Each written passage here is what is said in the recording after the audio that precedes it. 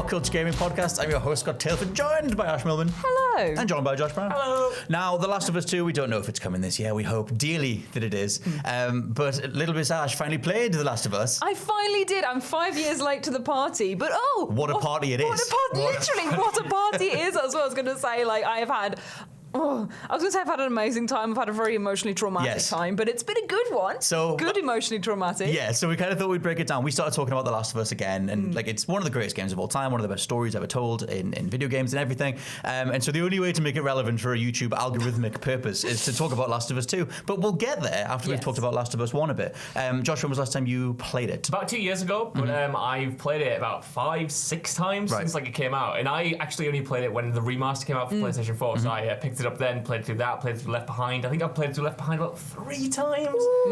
Because I like playing it on the grounded difficulty. And we'll get into like the gameplay at some point, but I started on hard, went on to the one after that, I think it was survival, and then grounded. So I had to play through it like a bunch of different times. And each time it was just as captivating as the time before. Even like going back through it and reading the same sort of pages and the same, looking at the same environmental storytelling over and over again. I was like, I'm never going to get sick of this world. I'm scared I just won't. I think we will get to Last of Us 2 stuff as well. But Ash, we've actually not talked about your thoughts on The Last of Us. I'm assuming it's positive, but what did you think? Of course, no, I absolutely loved it. Like, everyone keeps talking about it being the narrative of a generation, all this sort of thing, and it being one of the best pieces of one of the best pieces of storytelling you can get in gaming. And like it is it's amazing. I described to someone else who was asking if I should recommend it as being like in an episode of The Walking Dead, because that's like my closest like reference point. Like not as in the Telltale ones, in the actual series, because like it reminded me of the start of that when I was like absolutely hooked on the zombie stuff and wanted to learn the lore and how this whole thing had happened. And then you get these like really tight characters that it like focuses in on these 2 characters. They're just like amazing and so well fleshed out, and like they're just so nuanced and wonderful and human, and I just want the best for them. Like. So one of the things that Josh said, which is the biggest talking point at the end of The Last of Us, is how right was Joel to do what he did. What side did you come down on as to? Did you empathise with his final choice or what? I actually knew what was going to happen at the end. Like, because you know spoilers. Actually, you spoiled it for me. That was not me. That sounds like Scott. It's not at all. What do you mean? Both of you did. You wrote an article for me on the best endings in games, and I was like, okay, well, you read it, mate. So, but yeah, what did you know? Did you know that like he was going to escape with Ellie? So spoilers. I knew about David. I knew about David. I knew David was not a nice man, and I knew the ending that he breaks into the lab. The machete to the face. Ellie. No, I knew that I knew he bosh his head in, but I wouldn't realise quite how much of a bosh it was. Yeah, that's seen as a hell of a bosh. But yeah, the end. I knew that he escapes with Ellie. They get to the lab and he escapes with Ellie. But I was actually okay with that, because the whole like working towards getting to the lab, and then something's going to go wrong with the way this world is. Like it's a flawed, horrible world, and there's flawed, horrible people, so it's going to not be a nice ending. Did you not believe in the Fireflies to that point? No, I did. No, because they're so vacant, and they're just like there's the tags everywhere, so they're dead everywhere you go. There's like that big bloater in the middle of the university that has the Firefly tag on it. I was like, well, they're all dead and they're all infected. Like it's all a lie. Yeah, and then he's like, oh, are these any of these Fireflies? He's going, no, I don't think so. You just took a tag off a bloater. We know that the Fireflies, they're not here. Well, some of them could have died, and the rest of them could be holed up somewhere. No, I didn't believe in them. I was actually surprised that there was Fireflies and that Marlene was there at the end. I was like, whoa, how did you survive? But yeah, sorry, I'm like rambling. No, that is entirely what we want. I think because me and Josh had this conversation. I don't even know how long I've known you, but it was near the release time of The Last of Us. Yeah, it was. Yeah, it was something like that. That was a long time ago. I know.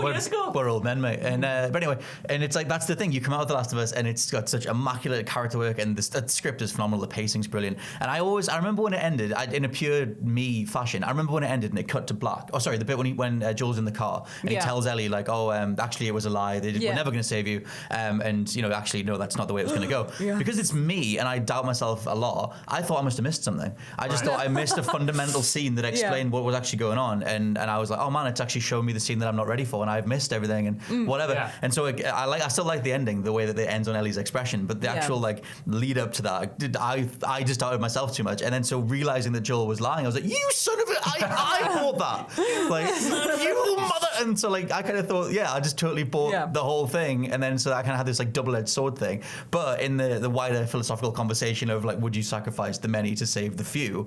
Like, Yeah, I don't know, because like my wife is always like, well, would you kill everybody to save me? Because she immediately says, I wouldn't kill everybody to save you, and I'm like, well, cheers. we did do the vows, but like whatever. And whereas I'm like, I think I do totally empathize with Joel, and I think I would.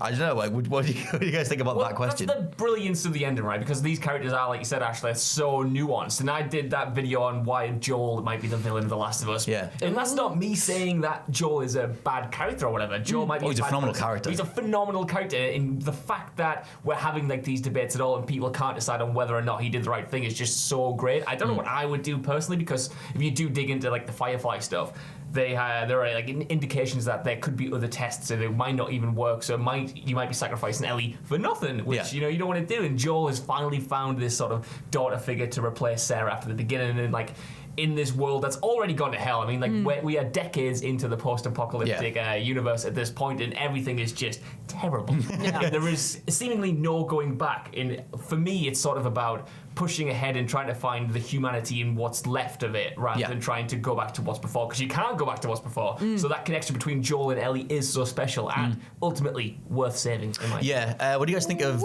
Ellie overall? Because I think she's one of my favorite characters. Like there's something about it. I get weirdly emotional with The Last of Us because I love those characters so much. I don't really care what direction you take them in, but I'm with them regardless. I have faith in Neil Druckmann, having played everything that he's done and whatever. And so he was actually given a talk about the meaning of The Last of Us, and he said that a lot of the readings, or one of the readings that was put into the game that a lot of people missed, was that it's all about Ellie discovering that she can survive herself, that she doesn't need to rely on anyone else. It's like at the end when she sort of buys Joel's lie, she knows it's a lie, but that's her accepting that she's like got authority again, that she's the one in control, and she's not just being like fed something that she'll go along with, because she gets passed along from military military base to military base with Riley and everything. And I like that. I think that like Last of Us 2 is kind of playing on that as well, like that she's so much her own person that she's got tattoos and a knife, and she's gonna go carve her name through half the populace. That's why that twist or whatever works so well, because like Ellie is not being taken for a ride or anything. She totally knows, she is totally fully on board with buying into this lie. But she wants a family she's connection. happy to accept the consequences that are no doubt going to come in The Last of Us 2, which makes that dynamic even more interesting. Like, it's probably not going to pick up in the next game with her being like, why you lied to me all those years ago? Like, she knows, and she's got to deal with it. That's the thing. I mean, I guess we can sort of segue back and forward between Last of Us 2, because the footage that's out there so far, the initial little trailer teaser thing that they did, showed like Ellie playing a guitar, and then Joel walks in, and immediately people thought that maybe Joel was a figment of her imagination, and that she's going off on one and whatever. But like that's meant to be the plot drive, is that she finds out the truth about the Fireflies, but she interprets it as a war on the Fireflies, that like they shouldn't have misled people, and that's why she's so angry. At least that was the initial thing. But in a script way, assumedly that's the manifestation of the lie, because Joel's going to have to step in and say, you're killing innocent people because of my lie. And so that's the way that they're going to explore it. I mean, do you guys think that'll be the way that it goes? Ooh, I actually have no idea, and I don't want any idea of how it's going to go, is the thing. There's questions I have that like I want to know what happens with the Fireflies. Is there more immune children, which I know is a lie, but you'd think that this sort of anomaly would crop up more than once. So would his lie come true? Is there like an opportunity for them to be able to manipulate that? Are all the Fireflies going to be like fighting back and being terrible and evil because she was brought up in the military school thinking that Fireflies were bad anyway? True. So it taps back into that. But then Riley was a Firefly, so she knows that they aren't all bad, and Marlene was a Firefly. But yeah, the whole attacking the Fireflies thing, I think would be a really cool angle. I think that's her way of plucking the truth out of Joel, like forcing it. But that makes me wonder what happened to their relationship in between 1 and 2, if that is the case with the plot. Because by the way, they're pretty close to each other at the end of 1. You'd assume that she could just go like, hey Joel, like what actually happened? Or whatever, and then he would kind of, because it feels like in the moment he makes the decision to say like everything I told you was true. And it's like they can easily go back to that. I don't know, I feel like two people living together that knew each other very well would be able to have another conversation about it. So I'm assuming therefore that Ellie intentionally says, well, if you're not going to tell me, the fact that we're so close and you still won't tell me means I need to go and do this other thing. But the thing is, Joel is such an insular person and such a person who is so defensive and protective of his past. Like the whole thing with getting that picture of Sarah from his brother when he gives it to her, and he's like, no, I don't want it, I don't want to see it, don't ever show me this again, I'm very angry, punch. Yeah, like I don't need this. I feel like he'd be quite defensive on that point if he brought back to his past saying, you lied to me, you changed and manipulated this. I think he just shut down and be like, nah, whatever. Yeah, I kind of agree with that, because their relationship, like over the course of The Last of Us, they grow to sort of love and care for one another, but it takes a a long time to get to that position, and they're only finally properly there at the very end of the game. So really, but then it all shatters and then we cut to black. That's the thing. Their good years or whatever are going to come after the end of that game, and it's all built around this one lie. So you can kind of see them both not wanting to talk about it, and if they do return to that in a few years' time, a decade later or whatever, wherever it is, that could just bring it all crashing down, because it is fundamentally their relationship after the game is built around that one singular moment. It's true. We can talk a little bit about Left Behind as well, the DLC, because that was the thing. It's great. I love that they just did a whole DLC about what it's like being a teenager playing around in like a mall, like you go and do the arcade games and whatever else. And excuse me. And then they end on that like just emotional gut punch that kind of, you always know something's just right around the corner. But I still love the way that they did it. What do you guys think of, like, I don't know, Ellie's sort of relationship with Riley, and how you think that's going to manifest in Last of Us 2 based on the footage that we've seen? Like, I like the fact that they're fleshing out that side of her and saying, look, we're full on like lesbian protagonist, and we're going to try and see how her emotions play out based on the idea that in this world, the closer you get to someone, the more raw it's going to be when they get wrenched away from you. Well, see, the thing is, like I said to you earlier, like the way people reacted to Ellie kissing another woman in the trailer, I thought was very much, it was celebratory, but people seemed like it hadn't already been done in the DLC. The impression I got, that was from before I played the game and everything. I guess a lot of people maybe didn't play the DLC. Yeah, so maybe it was that's probably it. People didn't play the DLC, but I was surprised to see it was like seeded that early on, and I enjoyed it. I thought it was really nice that you see like this friendship, and it's like it is more than a friendship, and her knowing herself, and then that all being taken away really quickly and horribly. But then also learning that she's immune to zombies. So that was actually, to go back to the thing you said before about like if there's more than one person who's immune, I really don't want that, because I think that for me it takes away the fundamental, one of the reasons that she's so important in terms of like, you know, the machinations of the script. Like she's the walking cure, and it's like if there's any other, there's multiples of her, then you lose the importance of her as like a plot device. That's interesting, because or as a certain plot device. For me anyway, when it comes to like those kind of narratives, I really don't like narratives about the one, or kind of like the chosen one or whatever. And I don't think Ellie is, and I think during The Last of Us they sort of try to subvert that by those hints that there might be more. I think for me the whole point of The Last of Us is proving that Ellie is more than just this sort of cure, or like potential to like sort of help humanity or whatever. Like she's a person first and foremost, and she just kind of happens to be kind of immune. There's more of that in Left Behind as well. Like you get the scenes with her and Riley talking in the bunkers and stuff. Like it seems like, but that's the thing, like in Last of Us 2, like I mean, they've gone whole hog with like fleshing her out. I don't know if they've only said she's the only main playable character. If they've confirmed that Joel is on that. They were coy about it. When they talked, because the second piece of footage they showed off was like obviously Ellie doing a lot of what Joel taught her and how to be, and she kind of learned how to be a fighter beforehand and stuff. But it's like if you remove that and you follow her, it's like what else are they going to explore? Like we know if we follow your theory that have you seen the footage for Last of Us 2, by the way, all the trailers and I've seen bits of it. I didn't want to look at it too much.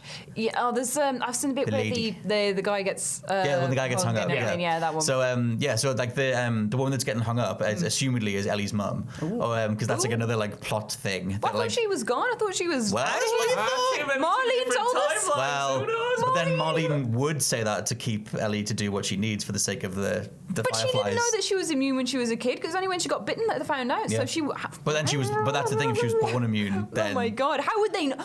Well, I guess that's the thing. They would, like Marlene and the Fireflies would know that Ellie was immune after she got bitten, which was after the mum had left the scene. Because the whole thing is, I think the whole thing is that the mum gave her to the military installations or whatever, and that's why she ends up going from base to base. There's a note from her mum, isn't there? There's a note that says like, "This is for the." I thought she was dead. I thought I got the impression. I think they want you to definitely think that she's out the picture. The theory I have around this is that she is Ellie's mum, but it could be occurring over two different timelines. We could be playing as Ellie in the present day, and we could be flashing back to her actions, her mum's actions of like why that's impacting Ellie as she is now. Right. Yeah. That's The multiple timeline thing is really interesting because in the newest footage, obviously, they show, I don't know what the name of the character is that she's with, but like she kisses a girl and then it cuts to her doing full-on Last of Us barbaric stuff with a knife. Yeah. And so like the assumption was that maybe those are the two timelines, that we see her in the present and then we see her in the future, which she's been reduced to, and maybe that girl, whatever her name is, has been taken away from her. Oh, I keep hitting the mic. Keep doing that, Scott. I can't help myself. It's too exciting. You know, why not? And the assumption being that she finally makes a connection, an honest connection that isn't the one that she has with Joel, and then something happens to the camp or her or whatever. And then she's like, well, all I have is the rage inside me, which is what Joel had, and everything just repeats itself again. Yeah. Well, there's a really cool thing Neil Druckmann said when the game was first announced, and he said the theme of The Last of Us 1 was love. If yes. you can, I mean, somehow. It is. Somehow. It's like broken love. But broken love. And the theme of The Last of Us 2 is hate. Yeah. No. Totally see that. That was the thing, because he was like, oh, the theme's going to be hate, and it was like, oh, teenage angst. Yeah. And then I have full faith in Druckmann. Like, dude came on board as a lead writer on Uncharted 2 and has done nothing but gold since. And so alongside Bruce Straley. But I mean, what do you guys want to see in terms of any direction the plot could go in terms of like where Joel? What do you think Joel's going to do, or like what's his arc? What's he got left to do? I don't know what I want from Joel, because I feel like we've had Joel's story and this is Ellie's story. I actually want him, if it's going to be about Ellie, I think I want like references to him, but him not to be that involved, and I want to know what he's doing and where he's settled up, and maybe living with Tommy at the power plant. Nice. Like just stabbing stuff, being angry. Punching meat. But he's calmed down now. I think. I know, but if it breaks down with Ellie, he's going to be Mr. Senor Stab. Like, he's going to be all over the place. Actually, one thing I'd be curious if they delve back into is Joel's life as I forget what his role was. When he comes in at the very beginning of The Last of Us and he's on the phone, he's on about transporting like a package, or he's on about transporting something. Yeah, we get like a hint as to what he was, but like a courier is the word I was looking for. And so I wonder if they'll retrospectively go into that and the assumption that he had to lie to Sarah to whatever he did, and then he loses Sarah and he lies to Ellie, and I don't know whether I want them to do it, but it would be great sort of dramatic material to mine, is that in The Last of Us, we don't get to see it, but Joel has done a lot of terrible things. Yeah. We get glimpses of it when he's talking to Tommy about his past. And him and Tess got up to some stuff. Tess got up to some stuff. I love Tess. Oh, Tess is so Tess is lovely. great. Can we just have a moment for Tess? Can Tess come back? Not on a podcast, you can't, but yes. So I don't know whether they're going to sort of have him reckoning with his past, because at the end of The Last of Us, he's kind of put it behind him, but he hasn't dealt with it. He's still suppressing it in a way, and he hasn't really suffered the consequences of his prior actions. So I don't know whether we're going to get a sort of redemptive arc for Joel, like a proper one, not based on a lie or based on kind of... But that's the thing, if you come down on the side that he damned humanity to save Ellie, then there's no redemption for him. I'm more talking about his kind of just his selfishness, rather than like him damning the world or whatever, just him sort of doing things out of his own self-interest, presumably to save Ellie or help his brother, even though they don't really want it. Yeah. But the whole thing is, I felt like him saving Ellie was a redemption arc. I was probably like cheering for him when he did it. Like, I know. What, in the final bit? Yeah, when he was like, I had the gun and it was like holding up at the doctor, because I thought it was still part of the cut scene, and I was like, shoot him, go on, shoot him, and I was like standing there like. So did you, in that bit, why is he not shooting him? In that bit with the 3 surgeons or whatever, did you? I was like, did you just shoot? like literally. Right, so in that bit, you're supposed, assumably, you're supposed to walk towards the first surgeon, and that's when the game takes over and makes you scalp him, makes you cut his throat with the scalpel. What? I didn't scalp him. You Me neither. Scalp him. Well, that's not the scalpel. You don't scalp him. What? You just, I know. I went near him, and he got a gun out at me, and I was like, "Yo, no, I'm here for Ellie." Right. B word that's not on YouTube. Yeah. Dang, son. Biz snitch. So I came and like pistol whipped him and I shot him and I shot the other 2, and I had a whole different scene playing out in my head where I was like slashing everyone around. In that, I've got to tell you guys this thing, because in that moment you walk into the room and Ellie's on the table and there's 3 surgeons being like, oh my god, you're not supposed to be here. And if you walk forward, the scripting takes over and you cut the guy's throat with a scalpel. It's the first time the game says, hey, Joel's gonna do what Joel's gonna do. But you do have control before that, which is when you shot the 3 people. I don't know what you did, but I'll get to you in a second. For me, in that moment, again, first time through, I was like, well, Joel's meant to be the vengeance fueled, or like he's so passionate he just needs Ellie, and I was like, I love Ellie, I want to save Ellie. God, what did you do, man? Well, my gamer brain, throw a Molotov in there. You're not wrong. My gamer brain kicked in, and I sort of went into the room and I was like, well, if you want me to be a monster, I'll be a monster. So I got the flamethrower out and I just flambéed them all, and then I saved Ellie. Ellie's right there. What if you accidentally set her on fire? Well, I wasn't thinking that. I was thinking game rules. I just thought, well, if they want me to be, if monster's what you're going to call me, I can't think there's a let live lurk that fits that. But anyway, it's an interesting angle to take, because when I went in there, I didn't want to kill the doctors. I thought they haven't done anything wrong, so I tried to approach one of them and just knock him out. And then Joel just slices him in the neck. I was like, oh my god, what are you doing, man? And that's sort of when you kind of have to just be like, all right, okay, you are not in control of this moment. The game wants you to think a specific thing, and you can interpret that how you want. But Joel is sort of, like you said, this personification of vengeance. Yeah, in that final bit when you're in, it's all shadowy. You're working your way through the hospital and everything. Did you take out the Fireflies in wasn't that point, or were you trying to avoid them? Oh, I was killing them all. Yeah, right. So you killed the men. Well, they were shooting at me though. These like unprovoked doctors. Yeah, he had a gun at me. Okay. But, like they weren't trying to gun me down the chamber for that. Did you do the same thing? Like, just I'd kill everyone like at every opportunity. I really was not good at sneaking in this game. I also had no patience for it, so I'd like stock up on everything and then just burn everyone like that came near me. Like, well, my thing, like you, like me, I thought my whole thing was that I was embodying Joel, and Joel's already like pretty far gone as far as desensitization to like. I mean, they hint at the fact that he used to be one of the people that would stop cars on the road and steal things from people, and so I was like, well, I get that he can let himself go, and like, in all he cares about is Ellie, and in on a fundamental level, all I care about in that scenario is Ellie. I have no love for Marlene or the Fireflies necessarily, so I completely embraced that and just scorched everyone and took Ellie. But no, I really agree. I don't think you're playing as you. I think you're playing as Joel, and this game really reinforces that Joel is a person with a personality that is set, and you are just in his shoes. It's like Geralt in The Witcher. Like you are, like you're playing as Geralt, but Geralt is Geralt at the end of the day. I think one of the biggest problems with like choices in games is that I always have this thing. I don't know if you guys have this, and this is a wider conversation, but like when you get a choice in the game, it's like, do you do what the character would do, or do you do what you want to see?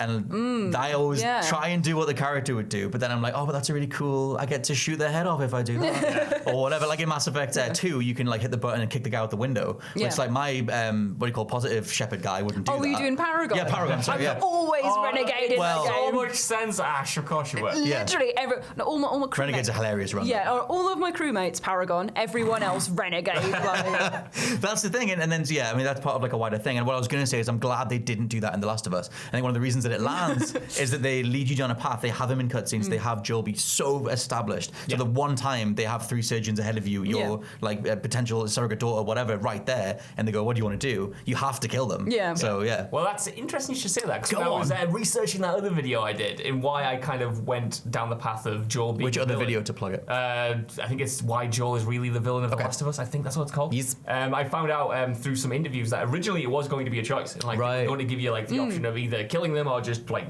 doing something else. And apparently, I think it might have been Bruce Straley, but I might be getting this mixed up. Said like, why? Like why are you giving them the option? That this is what is far more impactful if Joel has to do it. Totally. In like the player has no agency in that moment, and I think that's totally right. I don't think the cut to black would work if you had the choice. Like I think you need a juxtaposition of violent Joel, whether it's through scalpel or flamethrowers or Molotovs or whatever, versus just cut to him in the car and she's asleep, and I'm going to make up this whole lie because I just torched the place to the ground.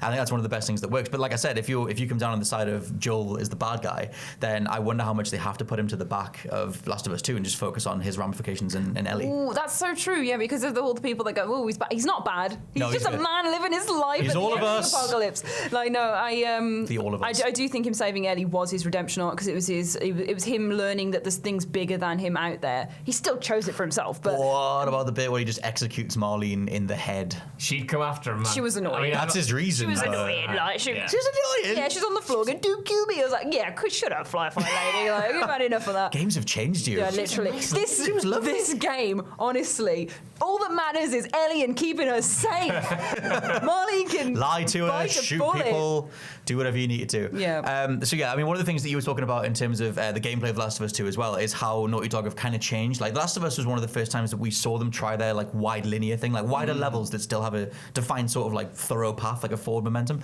And that's the thing. I mean, the bit that they showed off in the second amount of footage was this big old like middle of the city kind of place. I guess the second question is like, how do you think Last of Us 2 is going to evolve on the way you play the first one? Because you said you like minimizing the aspects of the first one for the difficulty. Well, yeah, because I thought the first one like played really well. I know a lot of people don't really like the mechanics of it, but I thought like shooting was solid and stealth was solid, even though you didn't have the patience for it. I did a bit, but every time I got past the section, were you shooting your whole way through it? No, I snuck around as much as I could because I like stealth games and I was doing all the stealth bits. But as soon as I got through, I'd turn around and then shoot them all. So I was like, make them after me.